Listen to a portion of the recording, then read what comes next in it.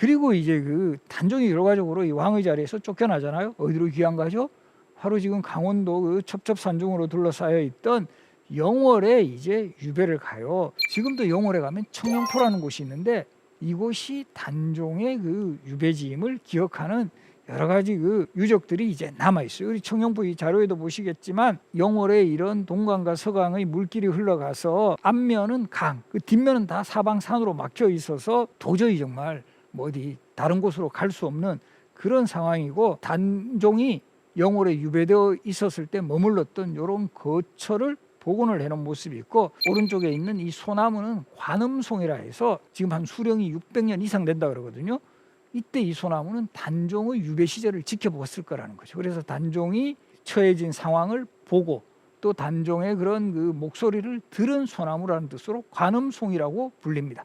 그리고 여기 관풍원이라는 곳은 사실 우리가 흔히 단종은 영월에 청룡포에 유배돼서 그곳에서 돌아가신 것으로 알고 있는데, 사실은 청룡포에 홍수가 일어나서 영월의 동원인 관풍원에 옮겨졌다가 이곳에서 세조가 내린 사약을 사실은 받았는데, 실록의 기록에는 단종이 마치 자살한 것으로 또 이렇게 기록이 되어 있는 것도, 또 보면 사실은 뭔가 이렇게 역사는 좀 승리자의 관점에서 아무래도 자살 처리해버리면 훨씬 더 좀 편해지죠. 그런 내용도 보이고요. 이 단종의 부인도 결국 단종이 왕의 자리에서 쫓겨나니까 결국 지금의 요 자지동천이라 그래가지고 요 서울의 그 상신동 쪽에 가면 요 한양 도성길 그 밑으로 그 흔적이 보이는데요. 여기에 이제 샘물이 흐르고 여기에는 자지, 보랏빛 풀이 나는 샘물 이런 뜻이에요. 그래서 여기에서는 보라색의 풀들이 있으니까 이 옷감을 물들이기 좋았던 곳이에요.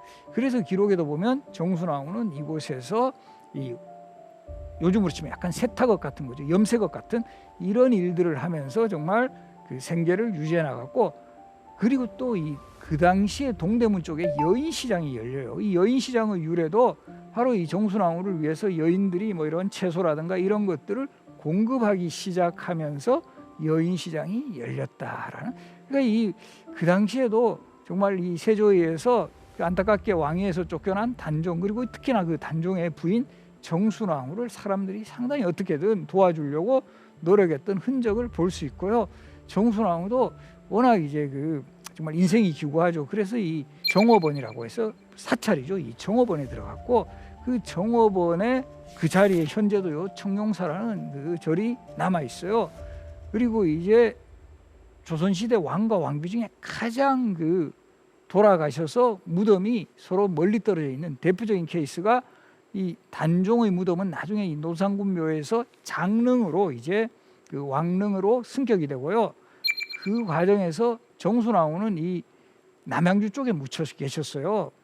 그래서 이 정순왕후가 남양주의 노상군 부인묘로 있다가 단종이 왕으로 높여지면서 무덤도 노상군 묘에서 장릉, 정순왕후 무덤도 노상군 부인묘에서 사릉이 되거든요. 아마도 이 멀리서 남편을 생각했다 이런 뜻에서 능의 이름이 사릉이 되었고, 최근에 와서는 장릉의 근처에 정령송이라 그래가지고 이 사릉에 있는 소나무를 옮겨 심었어요. 우리 지금 마치 영혼 결혼식 해주듯이 이 두 사람의 그런 어떤 혼이 남아있는 그런 소나무를 옆에 옮겨 심은 그런 행사를 통해서 또 이 단종과 정순왕후를 이렇게 결합시켜 주려는 그런 또 후대인들의 그 노력이 있었음을 확인을 할 수가 있습니다. 그리고 우리 세조라는 왕하면 바로 지금 앞에서 단종을 결국 왕의 자리에서 쫓아내고 왕이 됐기 때문에 좀 부정적인 측면도 강한데요. 세조가 또 왕이 되고 나서도 본인도 그런 걸 느껴요. 내가 너무 진짜 그 단종에게 좀 몹쓸 짓 했다, 거기에 대한 비판 여론도 있다는 걸 아니까 세조는 조선의 왕 중에서 행차를 상당히 많이 나가는 왕이에요. 자주 행차를 왜 나갈까요?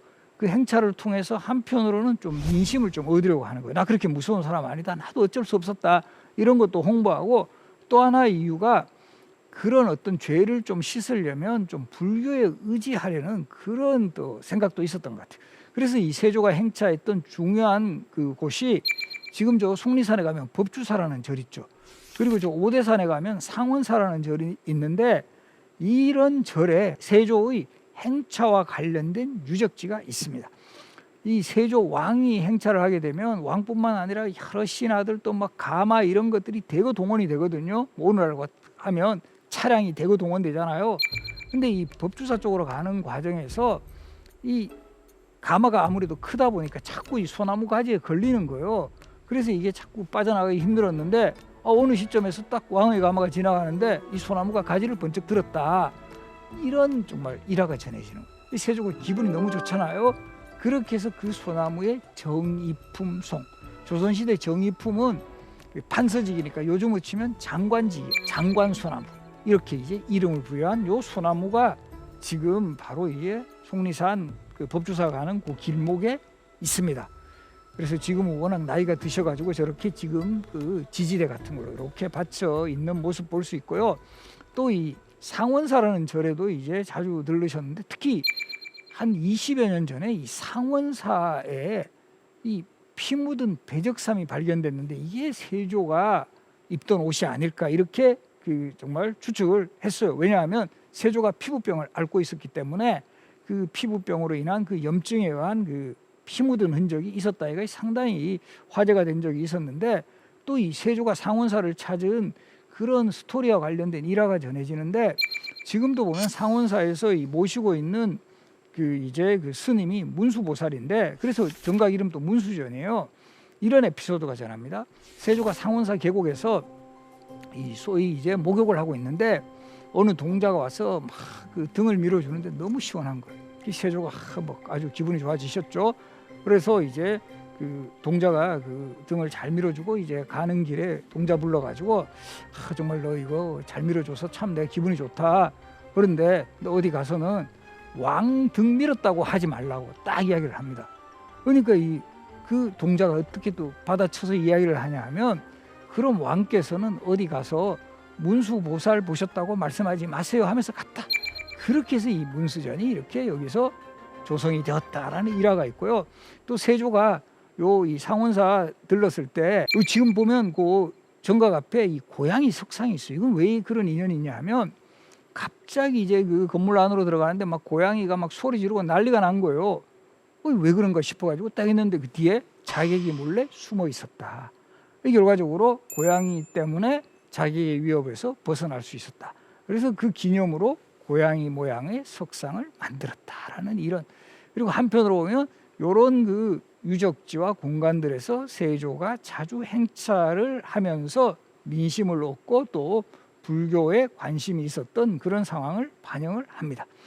그리고 이제 세조 다음 왕이 이제 예종이고 예종 다음이 이제 성종인데 성종 때는 또 새로운 궁궐 창경궁을 세워요. 경복궁이 있고 태종 때 또 창덕궁이 세워지거든요. 이미 궁궐 2개 있는데 왜 또 창경궁을 세우지? 그 이유는 성종이 왕이 되었을 때 왕실에 대비들이 많으세요. 할머니, 어머니들.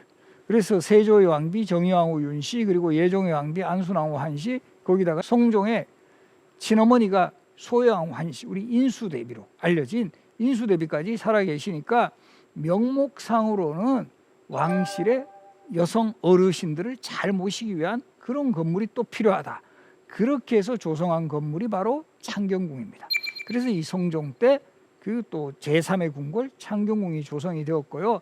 그래서 이 창경궁은 경복궁이나 창덕궁하고는 달리 왕이 거처하는 공간이 아니었기 때문에 원래 왕이 거처하는 곳은 다 남쪽을 바라봐요. 남면을 하거든요. 경복궁의 정전인 근정전, 창덕궁의 정전인 인정전은 다 남향인데 비해서 창경궁의 정전인 명정전은 동향을 하는 것도 바로 그런 부담에서는 벗어났다. 그래서 여성을 위한 궁궐로 출발했기 때문에 이 창경궁에는 소혜왕후 한씨, 우리 한중록의 저자 해경궁 홍씨, 그리고 장희빈, 그리고 인현왕후 여러 그 왕비들이 이곳을 또 거쳐갔다는 것 이것도 기억하시고 또 창경궁의 문정전에서는 사도세자의 비극이 있었고 환경전에서는 소현세자가 이곳에서 또 승하를 하셨고 경춘전은 정조가 태어나신 곳이에요.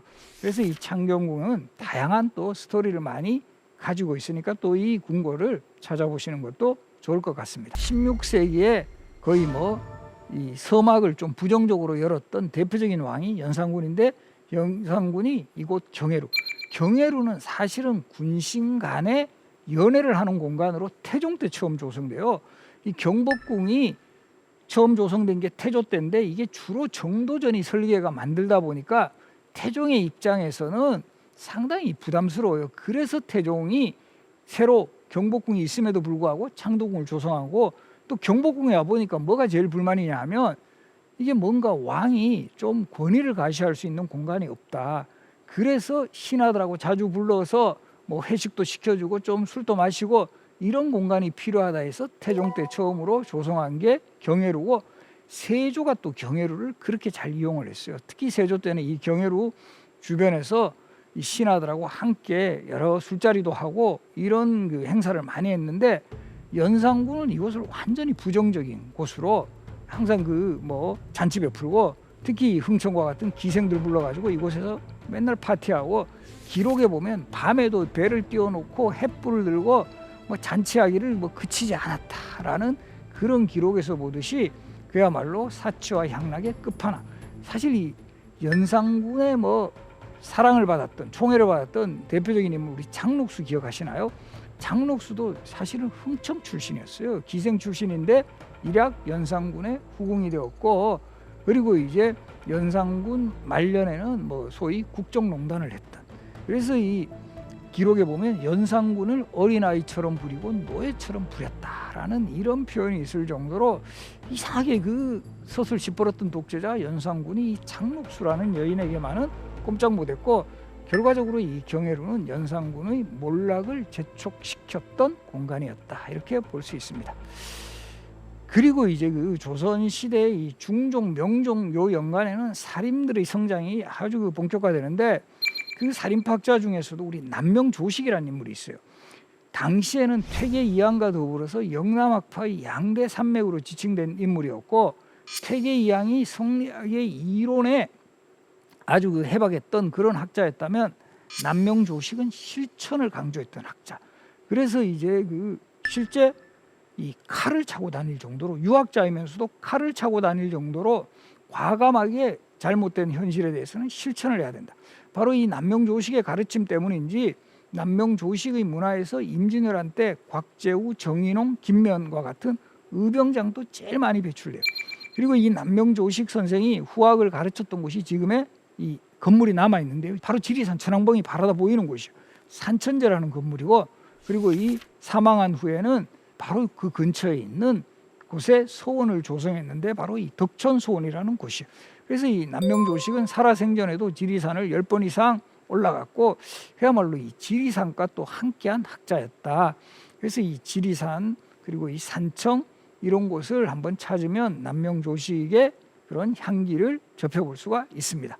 그리고 우리 또 위기에도 또 그 위기 극복을 하는 그런 역사적 인물이 등장하는데, 임진왜란 때 영의정으로서 전시정부를 이끌었던 최고 책임자였던 그 유성룡이 임진왜란 때 결국은 이제 그 관직에서 물러난 후에 고향인 안동 화해마을에 돌아와서 집필한 책이 바로 징비록이에요. 징비록. 이 징비록은 징계할 징, 상가할 비. 나는 미리 징계해서 후한을 상가한다, 뭐 조심한다, 이런 뜻이에요. 바로 이런 책을 썼던 공간도 화해마을이고, 물론 유성룡 선생이 이곳에서 그 어린 시절을 또 보냈던 곳이기도 해요. 특히 이 안동 화해마을은 그 전통 양반가의 모습이 가장 잘 남아 있어서 2010년에는 이 화해마을하고 경주 양동마을이 함께 유네스코 세계유산으로 지정됐고, 아마 아실 거예요. 그 엘리자베스 여왕도 이곳에 방문했고, 그 아들이었던 앤드루 왕자도 또 이곳을 방문하면서 더 국제적으로도 알려졌는데요.